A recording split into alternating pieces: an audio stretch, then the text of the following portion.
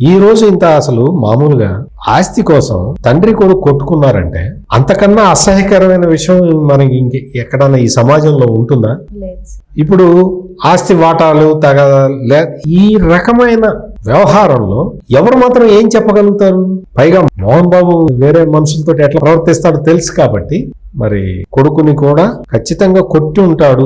అంటే మోహన్ బాబే డైరెక్ట్ గా కొట్టలేకపోవచ్చు. మోహన్ బాబు మనుషుల్ని పెట్టి ఆ బౌన్సర్లు ఉంటారు కదా, వాళ్ళ పెట్టి ఏమన్నా కొట్టించచ్చు. లేదు, కొడుకుని కొట్టడం ఇష్టం లేకపోతే ఆ బౌన్సర్ కొడుతుంటే ఆపాలి కదా. అది జరగలేదంటే దాని అర్థం వెళ్ళి కొట్టుకోవాలి, ఆయనే పంపించినట్టుగా అర్థం చేసుకోవాలి. ఇక్కడ మనం మెయిన్ గా గమనించాల్సిన విషయం ఏంటంటే మనోజ్కి అసలు చాలా కనపడని దెబ్బలు చాలా ఉన్నాయి, చాలా తగిలినాయి. అతనికి మెడికల్ టెస్టులు చేసిన డాక్టర్లే ఆశ్చర్యపోయారు, ఇట్లా కొట్టారేంటి ఇతన్ని అని. అంటే బౌన్సర్లు కొట్టినట్టే అర్థం చేసుకోవచ్చా సార్? బౌన్సర్ల తోటి కొట్టించినట్టుగా మనం అర్థం చేసుకోవాలి. Okay sir.